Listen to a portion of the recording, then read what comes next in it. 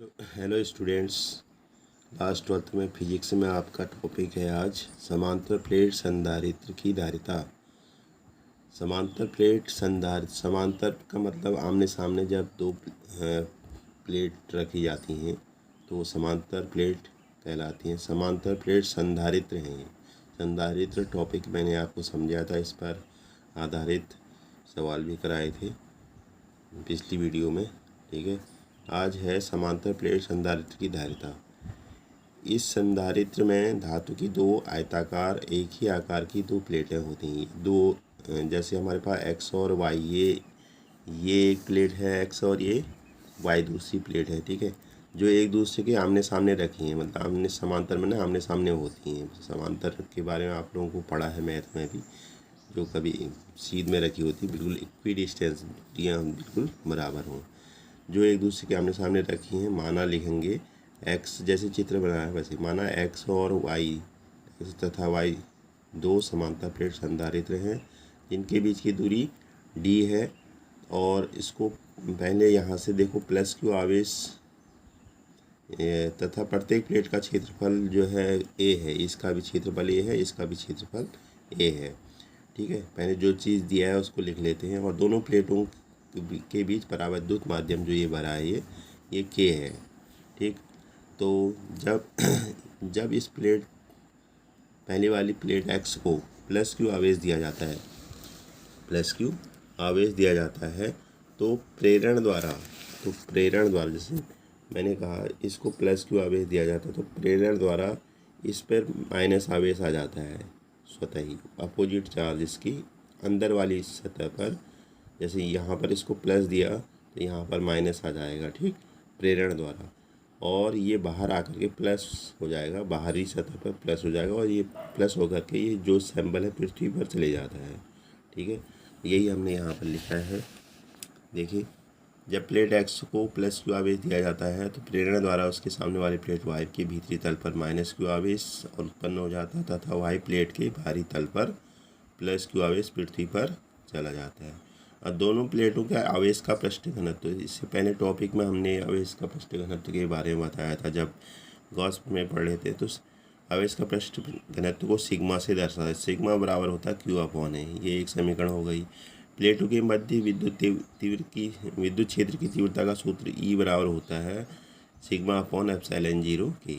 ठीक है, और यह दोनों प्लेटों के बीच विभवांतर, ये एक समीकरण हो गया, एक ही हो गया। ठीक है, और ये सूत्र आप पिछले पार्ट में याद करना, पहले वाले पार्ट से रिलेटेड है। यदि प्लेटों के मध्य विभवांतर v है, क्या है v, क्या विभवांतर के लिए v है, तो विभवांतर का सूत्र ई बराबर वी अपॉन डी होता है।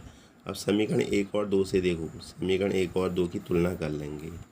1 और 2 की तुलना, 2 और 3 की तुलना करेंगे। यहाँ पर समीकरण 2 और 3, 2 में भी लेफ्ट में ई है और 3 में भी लेफ्ट में ई है। देखो दोनों के लेफ्ट पार्ट बराबर है तो राइट पार्ट अपने आप बराबर हो जाते हैं, यानी कि ये बराबर ये कर लेंगे तो यहाँ आ गया।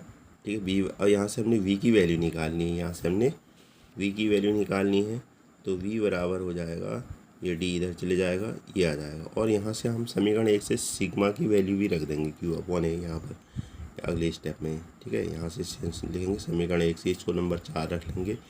ठीक, समीकरण 1 से सिग्मा का मान समीकरण 4 में रखने पर v बराबर Q D upon A epsilon zero के। अब मैंने आपको समझाया था कि संधारित्र या संधारित्र की धारिता का सूत्र c बराबर होता है Q upon V. Q upon V होता है तो यहाँ से v की वैल्यू इसमें रख देनी है, तो यहाँ पर रखेंगे क्यू डी, वी की जगह Q D upon A epsilon zero के लिखना है। ये लिखा हमने, क्यू से क्यू कैंसिल आउट और ये भी प्लेट के ऊपर आ जाएगा और नीचे डी बचेगा। तो ये जो हमारा फॉर्मूला बनता है ये समांतर प्लेट संधारित्र की धारिता का सूत्र का निगमन हो गया। सी बराबर ए एप्सिलॉन जीरो के अपॉन डी। अब के क्या होता है, परावैद्युतांक होता है। वायु के लिए के का मान 1 हो जाता है तो उस समय के हट जाता है, के की जगह 1 आ जाता है। तो सी बराबर वायु में जब रखे होंगे दोनों, इसके बीच में अगर वायु होगी, ये परावैद्युतांक नहीं होगा तो उस समय के का मान 1 हो जाता है। तो यहाँ पर सी बराबर हमारा हो जाएगा A epsilon zero upon D. यही इसका निगमन है। आई होप ये आपको समझ में आया होगा।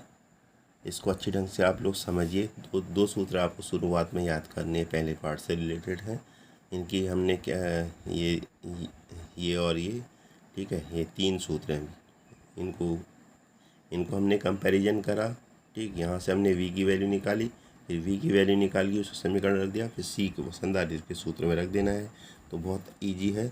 और इसको अपने पहले आपको फिगर समझना है, फिगर बना करके उसको खुद भी लिख सकते हो। ये 2 प्लेट है, x और y 2 प्लेट है। इनका प्रत्येक का क्षेत्रफल है और इनके बीच की दूरी दी है और इनका बीच विभवांतर भी है। ये सब हम चित्र बना के लिख सकते हैं। इसको प्लस क्यू आवेश दिया जाता है तो प्रेरण द्वारा इसमें माइनस क्यू आ जाता है, और जो इसकी भीतरी सतह पर माइनस क्यू होता है बाहर आकर के प्लस हो जाता है, प्लस होकर के वो पृथ्वी में चले जाता है और निरावेशित हो जाता है, ठीक है।